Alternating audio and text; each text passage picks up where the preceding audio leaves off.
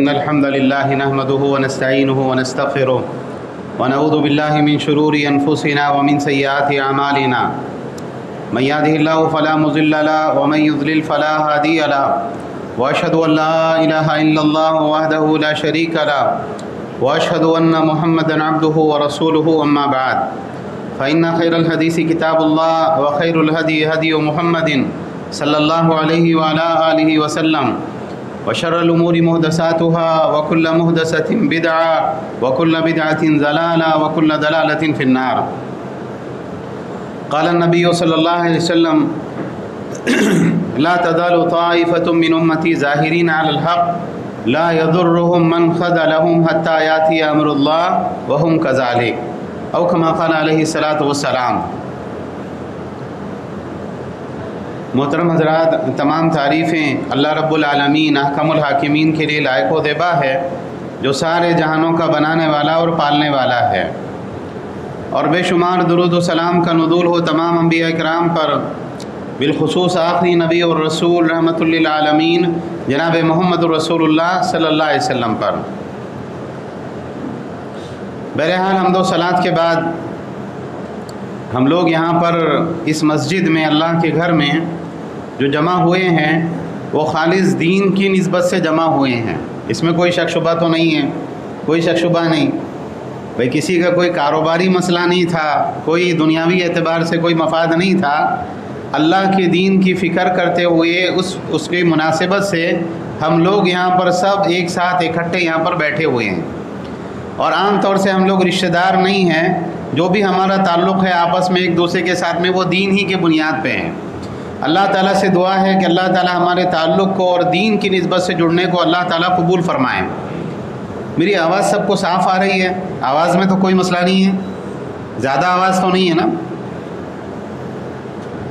دیکھیے، آج کے اس میٹنگ میں جو ہم لوگ جمع ہوئے ہیں، یہ ایک طرح سے آپ سمجھ لیں اس چیز کو کہ ایک دعوت فکر ہے. انسان کو اپنا محاسبہ کرتا رہنا چاہیے، بار بار جائزہ لینا چاہیے. جو خامیاں ہوں، کمیاں ہوں، کوتاہیاں ہوں، ان کمیوں اور کوتاہیوں کے بارے میں آپس میں بات کرنا چاہیے اور اس کو دور کرنے کی کوشش کرنا چاہیے.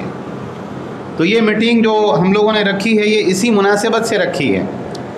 اللہ کے نبی صلی اللہ علیہ وسلم کی حدیث ہے، صحیح مسلم کی روایت ہے. صحیح مسلم میں 1920 نمبر پر یہ روایت موجود ہے. آپ صلی اللہ علیہ وسلم نے فرمایا، لا تزال طائفة من امتی ظاہرین علی الحق، میری امت کے اندر ایک گروہ ہمیشہ حق کے اوپر مضبوطی کے ساتھ جمع ہوا رہے گا. اہل حق کی ایک جماعت بالکل غالب رہے گی ہمیشہ اس امت کے اندر. لا يضرهم من خذلهم، جو انسان ان کو رسوا کرنا چاہے گا، ذلیل کرنا چاہے گا، ان کو مٹانا چاہے گا، وہ ان کو کوئی نقصان نہیں پہنچا سکے گا. حتیٰ یاتی امر اللہ وہم کذالک، یہاں تک کہ اللہ تعالیٰ کا امر آ جائے گا اور وہ اسی طرح سے حق کے اوپر مضبوطی کے ساتھ جمے رہیں گے. اللہ کا فیصلہ آ جائے گا جب تک وہ برابر قیامت تک دین کے اوپر قائم رہیں گے. یہ اللہ کے نبی صلی اللہ علیہ وسلم کی حدیث ہے. اس میں بہت بڑی پیشن گوئی ہے، ایک بہت بڑی فضیلت اور شرف کی بات ہے کہ اللہ کے نبی صلی اللہ علیہ وسلم ایک گروہ کے بارے میں، ایک جماعت کے بارے میں یہ بتا رہے ہیں کہ یہ اہل حق ہیں، یہ حق کے اوپر قائم لوگ ہیں اور کوئی ان کو نقصان نہیں پہنچا سکتا، کوئی ذلیل نہیں کر سکتا. اللہ کی جانب سے عزت دیے گئے لوگ ہیں. کون لوگ ہیں یہ؟ اس سلسلے میں علی ابن مدینی رحمہ اللہ، علی ابن مدینی رحمہ اللہ کون ہیں؟ امام بخاری رحمہ اللہ کے استاد، محدثین کے اندر بڑے امام. وہ کیا کہتے ہیں؟ ہم اہل الحدیث والذین یتعاہدون مذاہب الرسول ویذبون عن العلم. یہ کون لوگ ہیں؟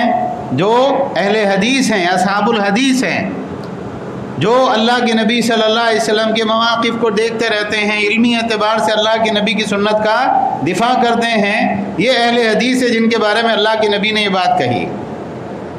اسی طرح سے امام حاکم نے صحیح سند کے ساتھ ذکر کیا کہ احمد ابن حنبل رحمہ اللہ سے پوچھا گیا، بڑے امام ہیں امام احمد ابن حنبل، کہ یہ جو حدیث ہے، اس حدیث میں جو مراد ہے جماعت کے بارے میں، وہ کون سی جماعت ہے؟ تو امام احمد ابن حنبل رحمہ اللہ نے کہا اِلَّمْ تَكُنْ هَذِهِ الطَّائِفَةُ الْمَنْصُورَةُ أَصْحَابُ الْحَدِيثِ فَلَا أَدْرِي مَنْ هُمْ، اگر یہ طائفہ منصورہ جس کو اللہ کی جانب سے جن کی مدد کی گئی ہے، جن کو کامیاب قرار دیا گیا ہے، اگر یہ اہل حدیث نہیں ہے تو پھر میں نہیں جانتا کہ یہ کون لوگ ہیں۔ اسی طرح سے امام ابن تیمیہ رحمہ اللہ کے ایک لمبا چوڑا مضمون ہے، اس میں ایک چیز یہ ذکر کی گئی ہے کہ انہوں نے لمبا کلام ذکر کیا اور کہا اس سے یہ بات واضح ہو گئی کہ لوگوں میں سب سے زیادہ حقدار فرقہ ناجیہ ہونے کے کون ہیں؟ وہ اہل الحدیث و سنہ ہیں، سنت اور حدیث والے، وہ لوگ جن کا مقتدا اللہ کے نبی صلی اللہ علیہ وسلم کے سوا اور کوئی نہیں۔ اگر آپ دیگر لوگوں کے مواقف کا جائزہ لیں تو بعض لوگ آپ سے کیا کہیں گے؟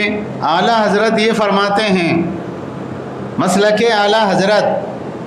بعض لوگ یہ کہیں گے ہمارے اکابر یہ کہتے ہیں نا، علماء دیوبند یہ کہتے ہیں، مولانا شب علی تھانوی نے یہ کہا ہے، اور اسی طریقے سے مولانا مودودی نے یہ کہا ہے، سید قطب نے یہ فرمایا ہے۔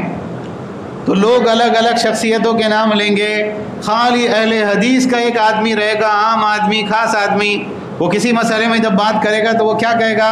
اللہ کے نبی صلی اللہ علیہ وسلم کا یہ فرمان ہے اور اس کو بخاری اور مسلم نے روایت کیا ہے۔ تو کہا وہ لوگ اصحاب الحدیث جن کا مقتدا، جن کے متبوع اللہ کے نبی کے سوا اور کوئی نہیں، اور وہ ان کے علاوہ کسی اور کے لیے تعصب نہیں رکھتے۔ ٹھیک ہے بڑے امام ہیں نا، لیکن اس مسئلے میں ان سے خطا ہو گئی۔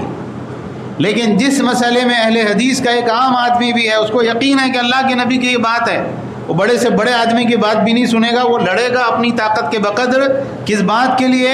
اللہ کے نبی صلی اللہ علیہ وسلم کی سنت کے دفاع کے لیے۔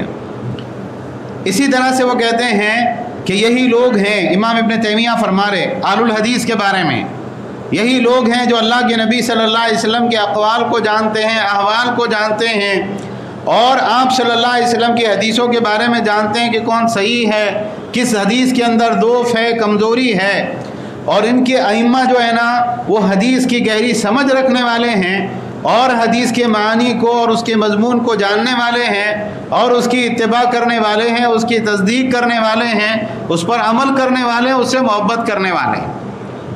اور اہل الحدیث ہیں کہ جو اللہ کے نبی کی حدیث سے محبت کرتا ہے اس سے محبت کرتے ہیں، جو اللہ کے نبی کی حدیثوں سے دشمنی کرتا ہے اس سے دشمنی کرتے ہیں۔ تو اہل الحدیث کے شرف میں، فضیلت میں، ان کی منقبت میں اقوال بہت ہیں، بہت سارے ائمہ محدثین نے اپنے زمانے میں یہ باتیں کہی ہیں، لوگوں نے شرف کے ساتھ میں اپنے آپ کو اس طرف منسوب کیا ہے۔ وہ آپ کون ہیں؟ کہا صاحب یہ فلاں مذہب کے ہیں، حنفی ہیں، یہ شافعی ہیں، یہ مالکی، آپ کون ہیں؟ کہا ہم محمدی المذہب ہے۔ تو اب یہ سمجھنے کی بات ہے کہ یہ جو اہل الحدیث کے ساتھ اللہ نے ہمارا تعلق رکھا یہ بہت بڑی بات ہے۔ انسان جتنا شکر ادا کر سکتا ہے اللہ کا شکر ادا کرنا چاہیے۔ اللہ تو نے ہمارے سامنے یہ راستہ کھولا، ہم کہاں اپنی مرضی سے ہدایت کو حاصل کر سکتے تھے؟ اور اگر کسی انسان کے پاس کچھ نہ ہو، خالی ہاتھ ہو، اس کی جیب میں 1 روپیہ نہ ہو، لیکن اگر وہ اہل حدیث ہے، اللہ کی قسم اللہ نے دنیاوی اعتبار سے بہت بڑی نعمت سے اس کو نوازا ہے، تو یہ بہت بڑا شرف ہے، مقام ہے کہ ایک انسان اس جماعت کے ساتھ تعلق رکھتا ہے۔ لیکن یہ بات یاد رکھیے کہ انسان جو ہے نا، انسان کتنے ہی اونچے زمانے میں کیوں نہ ہو، کتنی ہی اونچی صحبت میں کیوں نہ ہو، انسان کے اوپر خیر اور شر کے ادوار آتے ہیں۔ ایک انسان کو اگر بہت بڑی خیر مل جائے تو کیا وہ اس خیر کے اوپر باقی رہے گا؟ ضروری نہیں ہے، اس کی حالات بدلتے رہتے ہیں، ایمان کبھی بڑھتا ہے کبھی گھٹتا ہے، عمل کے اعتبار سے انسان کبھی زیادہ کرتا ہے کبھی کم کرتا ہے۔ حضرت حذیفہ رضی اللہ تعالیٰ عنہ کی مشہور حدیث ہے کہ اللہ کے نبی صلی اللہ علیہ وسلم کے پاس صحابہ آتے تھے اور لوگ آپ صلی اللہ علیہ وسلم سے خیر کے بارے میں پوچھتے تھے، اللہ کے نبی فلاں نیکی کے بارے میں کیا حکم ہے، فلاں چیز کے بارے میں کیا حکم ہے، لیکن میں ہمیشہ اللہ کے نبی صلی اللہ علیہ وسلم سے شر کے بارے میں سوال کرتا تھا، اس ڈر سے کہ کہیں جو ہے میں اس شر کے اندر مبتلا نہ ہو جاؤں۔ شیخ یہ بات کری بولے بیان میں، گھر پہ کانٹیکٹ کریے۔ تو ہم یہ سوال اس ڈر سے ہم یہ کرتے، میں اللہ کے نبی سے شر کے بارے میں سوال کرتا تھا کہ کہیں میں شر کے اندر مبتلا نہ ہو جاؤں۔ اب یہ ہے کہ ایک مرتبہ میں نے اللہ کے نبی صلی اللہ علیہ وسلم سے پوچھا، یا رسول اللہ انا كنا فی جاہلیۃ وشر فجاءنا اللہ بہذا الخیر فہل بعد هذا الخیر من شر۔ اے اللہ کے نبی، ہم جاہلیت کے زمانے میں تھے، شر میں مبتلا تھے، اللہ نے ہمیں یہ خیر یعنی اسلام عطا کیا، کیا اس خیر کے بعد میں شر آنے والا ہے؟ اللہ کے نبی کا زمانہ ہے، اللہ کے نبی بنفس نفیس موجود ہیں، صحابہ ہیں، فتنے سب چھپے ہوئے ہیں، ڈھکے ہوئے ہیں، کنٹرول میں ہیں، کیا ایسا ہوگا کہ فتنے ظاہر ہوں گے، شر اور برائیاں ظاہر ہوگی اس خیر کے بعد میں؟ اللہ کے نبی صلی اللہ علیہ وسلم نے کیا جواب دیا؟ نام، ہاں ایسا ہونے والا ہے۔ تو انہوں نے پوچھا کہ وَهَلْ بَعْدَ ذَلِكَ الشَّرِّ مِنْ خَيْرٍ، تو جو برائی آنے والی ہے کیا اس کے بعد میں پھر خیر کا بھی دور آئے گا؟ تو آپ صلی اللہ علیہ وسلم نے فرمایا نعم وَفِيهِ دَخَنٌ، خیر ضرور آئے گی واپس، لیکن اس میں کچھ ملاوٹ ہوگی، کچھ کدورت ہوگی۔ تو انہوں نے پوچھا وما دخن، اللہ کے نبی وہ کدورت و ملاوٹ کیا ہوگی؟ آپ نے کہا قوم یہدون بغیر ہدی تعریف منہم وتنکر، ایسی قوم آئے گی جو میری ہدایت کے بغیر ہدایت حاصل کرنا چاہے گی، اور ان کی کچھ باتیں تم کو اچھی محسوس ہوگی، کچھ باتیں بری لگے گی۔ اللہ کے نبی صلی اللہ علیہ وسلم کی سنت سے ہٹ کے کچھ کرنا چاہیں گے، ایسے لوگ آئیں گے، اللہ کے نبی نے بتایا۔ لمبی حدیث ہے، اس حدیث سے جو استشہاد ہے، جو ہم بتانا چاہ رہے وہ کیا ہے؟ انسانیت کے اوپر، انسانوں کے اوپر خیر اور شر کے دور آتے ہیں۔ سب سے بہترین زمانہ اللہ کے نبی کا، اس کے بعد صحابہ کا، اس کے بعد تابعین کا۔ اس زمانے کے بارے میں اللہ کے نبی کیا بتا رہے ہیں؟ تم جس خیر کے اوپر قائم ہونا، اس خیر کے اوپر تم اللہ سے ملاقات تک قائم رہو، کوئی برائی، کوئی شر، کوئی فتنہ تمہارے سامنے نہ آئے۔ ایسا نہیں ہوگا، فتنے آئیں گے تمہارے سامنے، پھر فتنوں کے بعد میں خیر بھی آئے گی، لیکن فتنوں کے بعد میں جو خیر آئے گی نا، وہ ملاوٹ زدہ ہوگی، وہ پہلے جیسی بات نہیں رہے گی۔ تو ہم اہل حدیث ہوئے، اللہ کا شکر ہے، اللہ نے ہم کو تقلید سے نکالا، شرک سے نکالا، بدعات سے نکالا، اور اس کے بعد میں ہم خیر کے اوپر آئے۔ لیکن خیر کے ساتھ ساتھ شر کے دور بھی آتے ہیں، فتنے بھی آتے ہیں، برائیاں بھی آتی ہیں، عملی کوتاہیاں بھی آتی ہیں۔ اللہ کے نبی صلی اللہ علیہ وسلم نے بتایا کہ ایمان انسان کے دل میں ایسے پرانا ہو جاتا ہے جیسے ایک انسان کی چادر پرانی ہو جاتی ہے، اس کے نقش مٹ جاتے ہیں۔ صحابہ نے کہا اللہ کے نبی ہم پھر کیا کریں؟ آپ نے کہا کہ تم کثرت سے لا الہ الا اللہ پڑھا کرو۔ تو جیسے اسلام پرانا ہو جاتا ہے، ایسے ہی اتباع سنت کا جذبہ بھی دھیرے دھیرے کیا ہوتا ہے؟ پرانا ہو جاتا ہے۔ آپ نے دیکھے ہوں گے جب نئے نئے اہل حدیث ہوئے ہم، تو کیسا ہوتا ہے جذبہ؟ ایک دم پوری دنیا کو بدلنے کا، ہر کسی کو دعوت دینے کا، لیکن دھیرے دھیرے وہ چیزیں ٹھنڈی ہو جاتی ہیں۔ تو ہمارے اندر بہت ساری عملی اعتبار سے کوتاہیاں آ رہی ہیں، ہماری جماعت میں، ہمارے لوگوں میں انحرافات آ رہے ہیں، بہت سارے فتنے ہمارے درمیان میں رونما ہو رہے ہیں۔ اس کی فکر کون کرے گا؟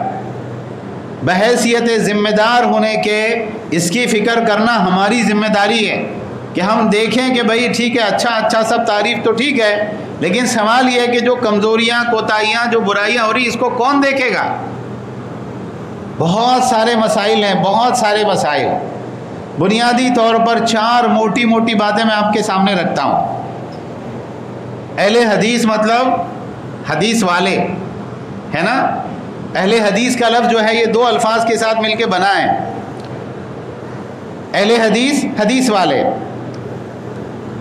تو اس کا مطلب یہ ہے کہ ہمارا خصوصی تعلق قرآن سے، حدیث سے ہونا چاہیے، کیونکہ حدیث مرتبے کے اعتبار سے سیکنڈ نمبر پہ آتی، پہلے قرآن ہے۔ فضیلت اور مقام کے اعتبار سے، عمل کے اعتبار سے دونوں ایک ساتھ ہیں۔ تو فضیلت اور مقام کے اعتبار سے پہلے قرآن ہے، اس کے بعد میں حدیث ہے۔ تو حدیث والے ہیں، اس کا مطلب قرآن والے بھی ہیں، ہے نا؟ اب آپ یہ دیکھیے کہ ہمارے جو پہلے گزرے ہیں لوگ، اہل الحدیث، اصحاب الحدیث، قرآن سے، حدیث سے بڑا گہرا تعلق ان کا ہوا کرتا تھا، قول کے اعتبار سے بھی، عمل کے اعتبار سے بھی، علمی اعتبار سے بھی، عملی اعتبار سے وہ جڑے ہوئے ہوتے تھے اس سے۔ اہل حدیث کی پہچان کیا ہوتی تھی؟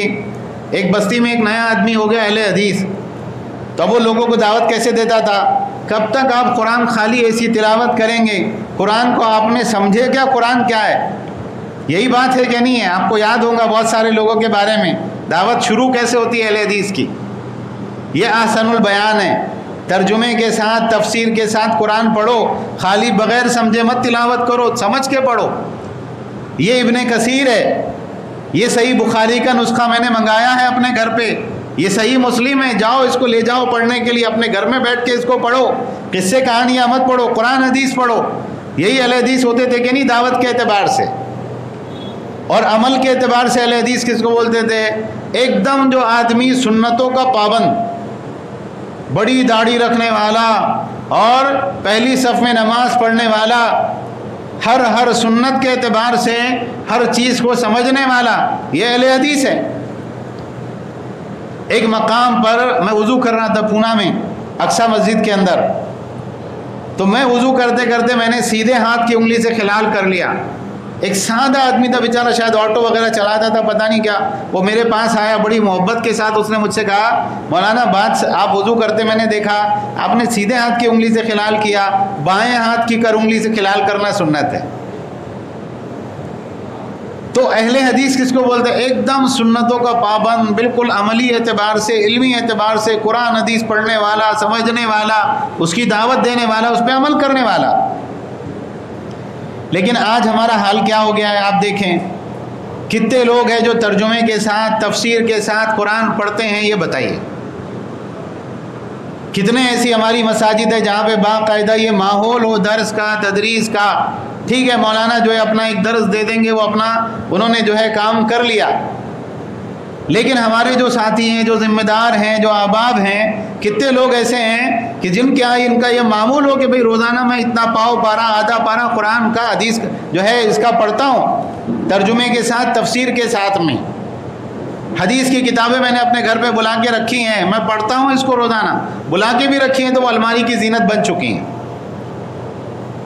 تو ایک بہت بڑا مسئلہ یہ ہے کہ علمی اعتبار سے، عملی اعتبار سے ہم اپنی لوگوں کا، اپنے جو ہے خواتین کا، نوجوانوں کا، اپنے بزرگوں کا تعلق اللہ کے نبی کی حدیث سے، قرآن سے جوڑیں۔ یہ چیز ہمارے ہاتھ سے پھسل رہی ہے، اور علم نہ، صحیح علم نہ ہونے، علماء سے تعلق نہیں ہے۔ جو بڑے علماء ہیں، کبار مشہور علماء ہیں، مسجد کے امام صاحب کا مسئلہ تو اکثر جگہ ایسا ہوتا ہے کہ گھر کی مرغی دال برابر ہوتی ہے، مولانا کو صبح شام سن رہے، کوئی اتنا خاص ان سے دلچسپی باقی انسان کے نہیں رہتی۔ لیکن جو بڑے علماء ہیں، شیخ ابو زید ضمیر ہیں، عبدالعظیم مدنی ہے، عبدالحسیب مدنی ہے، دکتور عبید الرحمن صاحب ہیں، اور جو بھی بڑے بڑے منصورہ کے اندر بڑے بڑے اساتذہ ہیں، قرآن کا فہم رکھنے والے، حدیث کا فہم رکھنے والے، کتنے ایسے لوگ ہیں جن سے ہمارا پرسنل تعلق ہے، ہم ان کو فون کرتے ہوں، ان سے مسئلے مسائل پوچھتے ہوں، ان سے دعا کے لیے کہتے ہوں، ان کے سامنے ادب سے دو زانو ہو کے بیٹھتے ہوں، ان سے کچھ سیکھتے ہوں، ان کو اپنے گھر بلاتے ہوں۔ کتنے علماء ہیں؟ علماء سے دوری ہے۔ علم سے، علماء سے دوری ہونے کا نتیجہ یہ ہے کہ آج بہت سے مقامات پر جماعت اہل حدیث فتنے کا شکار ہے۔ کوئی انجینئر محمد علی مرزا کا معتقد ہے، حالانکہ انجینئر محمد علی مرزا کے عقائد سیدھے سیدھے رافضانہ عقائد ہیں۔ ڈاکٹر اسرار احمد کو مان رہا اہل حدیث، جن کے 10 بڑے ایسے عقائد ہیں جو بالکل ساری امت سے الگ ہے، ساری امت سے الگ۔ کوئی سید قطب کی تفسیر پڑھ رہا ہے، کوئی جماعت اسلامی کا، وحدت اسلامی کا فین ہے، ان کے مدرسوں میں اپنے بچوں کو بھیج رہا ہے، ان کے ساتھ تعلق رکھے ہوئے ہیں، کوئی غیر مسلموں کو دعوت دینے کے نام پہ بیوقوف بن رہا ہے۔ جب آپ صحیح علم کے ساتھ، صحیح علماء کے ساتھ اپنا تعلق نہیں جوڑیں گے، کہیں نہ کہیں تو آپ کا کنیکشن فٹ ہوگا۔ تو یہ ایک بہت بڑا مسئلہ ہے جس کو جماعت کے ذمہ داران نے بیٹھ کے سوچنا چاہیے کہ جو علمی ماحول ہمارا پہلے تھا، وہ علمی ماحول ہمارا کیسے واپس آ سکتا ہے، یہ ہے جو ہم کو سوچنا چاہیے۔ دوسری بات یہ ہے کہ عبادات میں سستی اور کوتاہی، اہل حدیث کو عبادت میں سب سے آگے ہونا چاہیے۔ احناف ہیں، وہ کیا کہتے ہیں؟ اگر ایک انسان ساری زندگی اس نے نماز نہیں پڑھا، وہ مسلمان ہے۔ اہل حدیث علماء کا فتویٰ کیا ہے ترک نماز کے بارے میں؟ ترک نماز کفر اور شرک ہے، جو آدمی نماز نہیں پڑھتا وہ کفر کرتا ہے۔ اللہ تعالیٰ نے قرآن میں کہا ان المنافقین یخادعون اللہ وهو خادعهم وَإِذَا قَامُوا إِلَى الصَّلَاةِ قَامُوا كُسَالَىٰ يُرَاءُونَ النَّاسَ وَلَا يَذْكُرُونَ اللَّهَ إِلَّا قَلِيلًا۔ بے شک منافقین اللہ کو دھوکہ دینا چاہتے ہیں، حالانکہ اللہ نے انہیں دھوکے میں ڈال رکھا ہے۔ جب نماز کے لیے کھڑے ہوتے ہیں تو سستی سے کھڑے ہوتے ہیں، لوگوں کے سامنے دکھلاوا کرتے ہیں اور اللہ کو بہت تھوڑا یاد کرتے ہیں۔ جو نماز میں سستی کرتا ہے اللہ نے اس کو منافق قرار دیا۔ جو آدمی جان بوجھ کے فرض نماز چھوڑ دیتا ہے اللہ کے نزدیک اس کا کیا مقام ہوگا۔ بعض مقامات پر ایسے افراد سے، ایسے نوجوانوں سے ملاقات ہوئی، پکے اہل حدیث دائی، نہیں ایسا ہے اپنے کو یہ کرنا ہے، اپنے کو وہ کرنا ہے، نماز ایک بھی ٹائم کے نہیں پڑھتے۔ تو نماز کے تعلق سے کوتاہی ہے، فجر کے تعلق سے کوتاہی ہے، جماعت کا اہتمام نہیں ہے، ایسی کتنی جو ہے عبادات میں کوتاہیاں ہمارے اندر موجود ہیں، آ چکی ہیں۔ اللہ تعالیٰ نے منافقین کے بارے میں کہا کہ وہ اللہ کو بہت تھوڑا یاد کرتے ہیں۔ تو ایک مومن جو ہوتا ہے، ایک پکا مسلمان جو ہوتا ہے، وہ ہمیشہ اللہ کو یاد کرتا، اللہ کا ذکر کثرت سے کرتا ہے۔ ہم اپنا محاسبہ کریں، کیا صبح شام کی تلاوت کا معمول ہے؟ نہیں ہے۔ صبح شام کے اذکار کا معمول ہے؟ نہیں ہے۔ روزانہ دعا کے لیے وقت آپ نے متعین کیا؟ نہیں کیا۔ تو اس کا مطلب یہ ہے کہ آپ خطرے کی جو ہے خطرے کی لائن میں ہیں، آپ کا معاملہ جو ہے کچھ بھی ہو سکتا ہے۔ اسی طرح سے آپ دیکھیں شہرت اور منصب کی بھوک۔ اگر کسی مقام کے اوپر ایک آدمی کو امیر بنا دیا جائے، ذمہ دار بنا دیا جائے، بھئی ٹھیک ہے 4 لوگ ہیں نا، یہ 5ویں شخص ہیں آپ کے ذمہ دار ہیں۔ میں ایک عمومی بات کر رہا ہوں، کسی کو تانا دینا مقصد نہیں ہے، ٹھیک ہے، یعنی یہ پرسنل کسی کے بارے میں سوچ کے میں نہیں بول رہا۔ لیکن عام طور سے کیا ہوتا، ارے اس کو امیر بنا دیے، اس میں کیا ہے، مجھے بنانا چاہیے تھا۔ آدمی زبان سے نہیں بول رہا لیکن اس کی باتیں پوری وہی چیز ظاہر کرتی۔ اگر ایک آدمی بڑا ہے، ذمہ دار ہے، کوئی اچھا کام کر رہا ہے، 10 آدمی اس کی ٹانگ پکڑ کے اس کو کھینچنے کے لیے تیار ہیں۔ اللہ کے نبی صلی اللہ علیہ وسلم نے کیا فرمایا، ما زیبانی جائعان ارسلا فی غنم بافسد لها من حرص المرء علی المال والشرف لدینی۔ اگر 2 بھوکے بھیڑیے بکریوں کے ریوڑ میں چھوڑ دیے جائیں، بکریوں کا ایک گلہ ہو، 50-60 بکریاں ہیں، 100 بکریاں ہیں، اور 2 بھوکے بھیڑیے ان میں چھوڑ دیے جائیں کہ جاؤ تم کو جو کرنا ہے کرو، وہ بھوکے بھیڑیے کیا کریں گے اس گلے کے ساتھ میں؟ پوری بکریوں کو چیر پھاڑ کے رکھ دیں گے۔ تو کہا ایک انسان جتنا زیادہ جو ہے مال اور اپنی عزت، عہدے، مقام، کرسی کا جو لالچ ہوتا ہے، میں بڑا، اس سے زیادہ یہ 2 چیزیں انسان کے دین کو نقصان پہنچاتی ہے۔ جتنا بھیڑیے بکریوں کے گلے کا نقصان کر سکتے ہیں، اتنا مال کی لالچ اور اسی طریقے سے جو ہے اپنے عہدے، منصب اور مقام کی لالچ اس سے زیادہ انسان کے دین کو نقصان پہنچاتی ہے۔ اسی طرح سے اللہ کے نبی، سنن دارمی کی صحیح روایت ہے، ایک اور حدیث میں اللہ کے نبی صلی اللہ علیہ وسلم نے فرمایا، من طلب العلم لیماری به السفہاء او لیباہی به العلماء او لیصرف وجوہ الناس الیہ فہو فی النار۔ جو آدمی اللہ کے دین کا علم اس لیے حاصل کرے تاکہ بیوقوفوں سے بحث مباحثہ کرے، ایسا کیسا، یہ مسئلہ کیسا ہے، نہیں تم غلط بول رہے، ایسا نہیں ایسا ہے، کہ آدمی بیوقوفوں سے مباحثہ کرے اور علماء کے اوپر اپنا جو ہے علماء کے اوپر بڑھائی جاتا ہے۔ عالم صاحب کے پاس میں ایک سوال آتا اور وہ سوال کائے کے لیے رہتا، علم حاصل کرنے کے لیے نہیں رہتا، وہ رہتا امتحان کے لیے۔ اچھا تم کیا جواب دیتے، ارے تم کیا بات کر رہے، ایسا نہیں ایسا ہے۔ تو ایسے کتنے لوگوں کو ہم نے بھگتا ہے الگ الگ مقامات کے اوپر کہ وہ آئے ہمارے پاس سوال کرنے کے لیے، سب کچھ معلوم، مجھ سے پہلے 10 عالموں سے سوال کر چکے، اور مقصد کیا ہے، خالی نیچا دکھانا مقصد ہے۔ یا یہ ہے کہ میں جب یہ سیکھ لوں گا تو لوگوں نے میرے بارے میں دیکھنا کہ ارے فلاں فلاں ہیں، لوگ مڑ مڑ کے میری طرف دیکھیں۔ آج کے دور کے اعتبار سے کیا ہے معلوم ہے، تاکہ لوگ جو ہیں یوٹیوب پر میرے ویڈیوز دیکھیں، کسی کو فون کال کیا، بحث مباحثہ کیا، اس کو اپلوڈ کر دیا یوٹیوب پر۔ مقصد کیا ہے، مقصد صرف اپنا نام کمانا ہے۔ اللہ کے نبی صلی اللہ علیہ وسلم نے فرمایا فَهُوَ فِي النَّارِ، ایسا آدمی کہاں جائے گا؟ جہنم کی آگ میں جائے گا۔ امام احمد ابن حنبل رحمہ اللہ کے بارے میں ہیں، جب ان کو آخر وقت میں بہت عزت اور مقام ملا، کیونکہ وہ فتنے میں جمے رہے، تو وہ اپنے بیٹے سے کہا کرتے تھے کہ بیٹا میں شہرت کے فتنے میں آزمایا گیا ہوں اور میرا دل چاہتا ہے کہ میں یہ شہر چھوڑ کے ایسی جگہ پہ چلا جاؤں کہ وہاں پہ کوئی پہچانتا نہ ہو کہ یہ آدمی کون ہے، کہاں سے آیا ہے۔ بعض سلف کے بارے میں یہ بات مشہور ہے کہ لوگوں میں بڑا نام تھا، لیکن وہ ویڈیو کا اور فوٹوز کا زمانہ نہیں تھا، تو لوگوں کو معلوم ہوا کہ فلاں صاحب جو ہے وہ شہر کے باہر آئے ہوئے ہیں، فلاں باغ میں ٹھہرے ہوئے ہیں۔ اب سب لوگ آ کے ڈھونڈنے لگے کہ بھئی فلاں کہاں ٹھہرے ہوئے ہیں، پہچانتے کون ہیں، کہاں ہیں؟ تو وہ بھی ان کے ساتھ میں دیکھنے لگے کہ ارے وہ فلاں کہاں ہیں، کیوں؟ تاکہ لوگ پہچان کے اکرام کرنا نہ شروع کر دیں۔ تو یہ فتنہ ہمارے یہاں موجود ہے، پورے کمال پہ ہے ابھی۔ اور ایک آخری بات ہے آپسی اختلافات، یعنی ہمارے لیے رونے کا مقام ہے کہ اگر کسی مقام کے اوپر 4 اہل حدیث ہوں گے تو 2 ادھر ہوں گے، 2 ادھر ہوں گے۔ چھوٹی چھوٹی جماعتیں، چند افراد، اور اس کے بعد میں کیا ہے؟ آپس میں اختلافات، وہ ایسا ہے، وہ ویسا ہے، فلاں نے یہ غلطی کی، فلاں نے وہ غلطی کی، اور اس کو سلجھانے کا کوئی طریقہ، کوئی حل ہمارے پاس ابھی تک تو موجود نہیں ہے۔ صحیح مسلم کی روایت ہے، اللہ کے نبی صلی اللہ علیہ وسلم نے فرمایا ان الشیطان قد ایس ان یعبدہ المصلون فی جزیرۃ العرب ولکن فی التحریش بینہم، شیطان اس سے بہت مایوس ہو چکا ہے کہ اب جزیرہ عرب میں اس کی پوجا کی جائے گی۔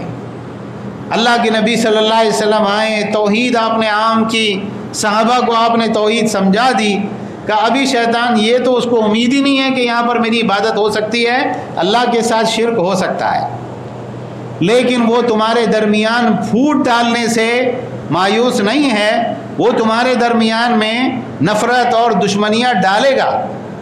اس کی شرح میں علماء نے کہا ہے کہ اس کے معنی یہ ہے انہ یوقع بینہم الخصومات والشحناء والحروب والفتن ونحوها، شیطان کیا کرے گا؟ تمہارے درمیان جھگڑے کرائے گا، ایک دوسرے کے خلاف دلوں میں کینہ پیدا کرے گا، جنگ میں ایک دوسرے سے مبتلا کرے گا، فتنے ڈالے گا، شیطان یہ تمہارے ساتھ میں ضرور کرے گا۔ ہم بالکل آخری دور میں جی رہے ہیں، قیامت بہت قریب ہے، اور اللہ کے نبی صلی اللہ علیہ وسلم نے کیا فرمایا؟ ان الناس کالابل المئہ لا تکاد تجد فیہا راحلۃ، لوگ 100 اونٹوں کی طرح ہے جس میں سے ایک بھی اونٹ سواری کے قابل نہ ہو۔ عالم صاحب ایک دم پرفیکٹ چاہیے، امام صاحب کیسے ہونا چاہیے؟ شیخ عبد الرحمن سدیس کی جیسی تلاوت ہو، شیخ البانی کی جیسی حدیث پہ تحقیق ہو، شیخ بن باز کے جیسے فتوے دیتے ہو۔ اگر عالم صاحب ایسے ہوں گے تو پھر آپ کے درمیان میں کیوں ہوں گے؟ وہ مکہ مدینہ میں ہوں گے، ہے نا؟ ان کو بھی تو بہتر زندگی چاہیے۔ تو کیا ہوتا ہے؟ امیر صاحب غلط، جو ہمارے ذمہ دار ہیں نا، ان میں اخلاص نہیں ہے، ان میں صلاحیت نہیں ہے، عالم صاحب اچھے نہیں ہیں، فلاں ذمہ دار اچھے نہیں ہیں، تو بھائی ٹھیک ہے، سب اچھے نہیں ہیں، آپ کیسے ہیں؟ آپ خود بھی تو دیکھیں نا اپنی ذات کو۔ تو یہ جو آپس کی دشمنیاں ہیں، آپس کی لڑائیاں ہیں، ایک دوسرے کے ساتھ میں جو ہے یہ ایک جنگ کا ماحول ہے، اس سے سب سے زیادہ اثر کس کے اوپر پڑتا ہے؟ اہل حدیث کی دعوت کے اوپر۔ نیا آدمی آتا گھبرا جاتا ہے، کیا ہے یہ مسائل، بہت سی مرتبہ وہ واپس بھی چلا جاتا ہے۔ ایک دوسرے کو معاف کرنے کی عادت ڈالیں، جو کوتاہی کمی ہو رہی ہے اچھے انداز میں بتائیں، میرے بھائی آپ یہ غلطی کر رہے جس کی وجہ سے ہماری دعوت کو، ہماری جماعت کو نقصان پہنچ رہا، آپ اس کی اصلاح کرو۔ وہ آدمی بات ماننے کے لیے تیار نہیں، ذمہ داروں کے پاس جائے، ان کو بتائے کہ بھئی دیکھو ان کو سمجھاؤ، یہ ہمارے بھائی یہ غلطی کر رہے ہیں، ہمارے امیر صاحب یہ غلطی کر رہے ہیں۔ اور اگر ایسا نہیں ہوتا ہے تو پھر ایسی صورت میں صبر کریں، بجائے اس کے کہ اس سے بڑا فتنہ پیدا ہو۔ آپ غور کریں اس بات کے اوپر کہ بہت سارے معاملات ایسے ہوتے ہیں جو باتیں چھوٹی چھوٹی ہوتی ہیں، لیکن اصل مسئلہ دین کا نہیں رہتا۔ اصل مسئلہ کیا ہوتا؟ وہ اس موقع پہ جو تیز بات ہو گئی، لڑائی جھگڑا ہو گیا، اس کے بعد انسان اس دشمنی کو نبھاتا ہے دین کے پیرائے میں۔ ہم کو کیسا ہونا چاہیے؟ بڑے دل والا، جو دعوت کا کام وہی کر سکتا ہے جو لوگوں کو معاف کرنے کی طاقت رکھتا ہو۔ ہمارے بڑے کیسے تھے؟ اہل حدیث علماء، شیخ ثناء اللہ امرتسری رحمہ اللہ، ایک مرتبہ وہ ایک جلسے میں گئے جہاں پر ان کو بیان کرنا تھا، تو بریلویوں نے بڑا فتنہ پھیلایا تھا کہ بھئی وہ عالم آ رہا ہے اہل حدیث کا، وہ گستاخ ہے، اللہ کے نبی کی شان میں گستاخی کرتا ہے، فلاں فلاں کرتا ہے۔ تو ایک بریلوی نوجوان تھا جس کا نام قمر الدین تھا، اس نے کیا کیا، ہتھیار وغیرہ چھپا کے وہ تانک میں رہا اہل حدیثوں کے مجمع میں۔ مولانا تانگے پہ سے آ کے اترے، اس نے گنڈاسا لے کے ایک زوردار وار کیا جو مولانا کے چہرے کے اوپر پڑا، لیکن وہ پگڑی کی وجہ سے وہ وار بچ گیا، مولانا کے چہرے پہ گہرے زخم آئے لیکن جان نہیں گئی۔ لوگوں نے اس کو پکڑ لیا، اس کو جو ہے پولیس کے پاس دے دیا گیا، مجسٹریٹ کے سامنے پیشی ہوئی۔ مولانا نے کہا میں مقدمہ نہیں لڑتا، لیکن چونکہ سب لوگ گواہ تھے، کیس درج ہو چکا تھا، اس نوجوان کو ایک لمبی سزا ہوئی۔ اب لمبی سزا ہونے کے بعد میں کیا ہوا، جو اس کے گھر والے تھے، وہ کھانے کمانے والا مزدور آدمی تھا، اس کے گھر والے فاقے ہونے لگے، گھر کے اندر پریشانی آنے لگی۔ تو جب کچھ دن گزر گئے تو ایک بزرگ آئے اور انہوں نے گھر والوں سے خیر خیریت پوچھی، جو راشن کی ضرورت تھی، جو اخراجات تھے وہ لا کے ان کو دیے۔ اب ہر ہفتے وہ بڑے میاں آنے لگے، کھانے پینے کی سامان لاتے، پیسوں کی ضرورت ہوتی پیسے دیتے، بچوں کو گود میں بٹھا کے پیار کرتے، محبت کے ساتھ ان سے تعلق رکھتے۔ اب یہ نوجوان کئی سال کے بعد میں جیل سے چھوٹ کے باہر آیا اور اس کو بھی ایسا لگا کہ میرے پاس تو کچھ تھا نہیں، پتہ نہیں میرے گھر والے کیسے دربدر ہو رہے ہوں گے۔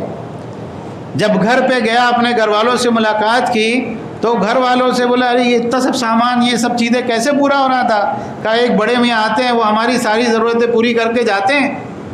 بولے بڑے میاں کیسے دکھتے؟ ایسے ایسے دکھتے، ایسے تو کوئی اپنے پہچان والوں میں نہیں ہے۔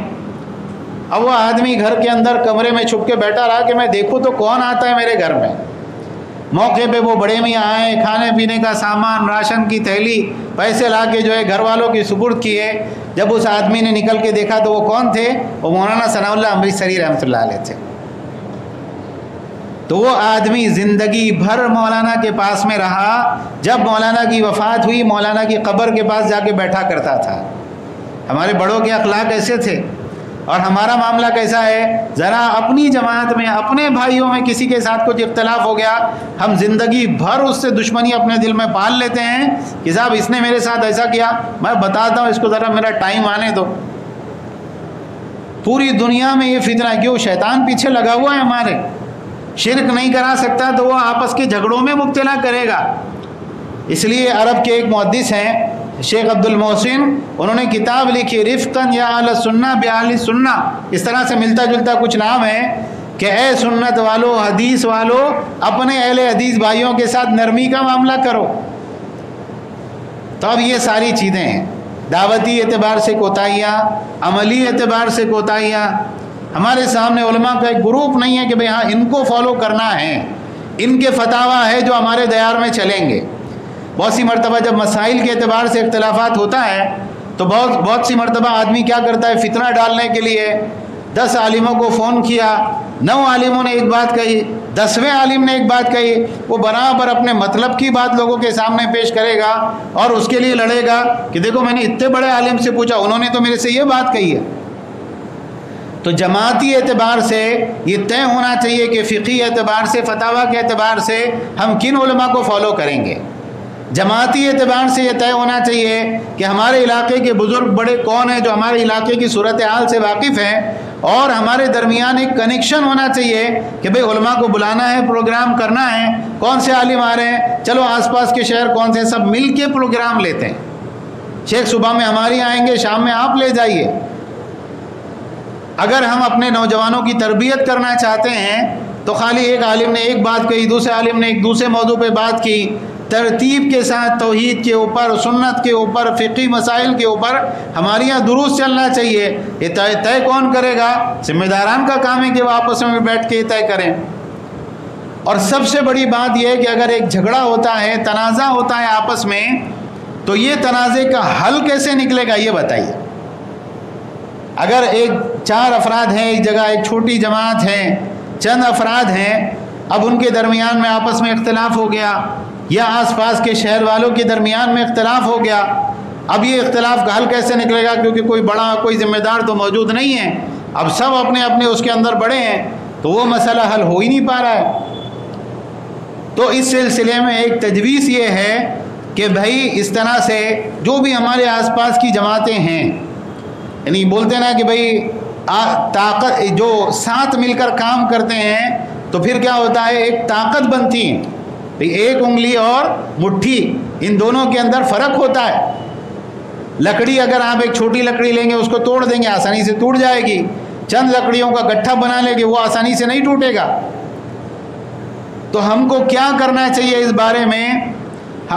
یعنی اس میں ایک جو ہے تجویز یہ ہے کہ ہم آس پاس کی جو بھی جماعتیں ہیں اس میں سے ذمہ داران کے طور پر چند افراد جو ہے وہ شریک رہیں، ایک اس طرح کی کمیٹی بنائی جائے کہ جو آپس میں بیٹھ کر جو ہے وہ اس طرح کے معاملات کے اندر اپنا لائحہ عمل طے کریں۔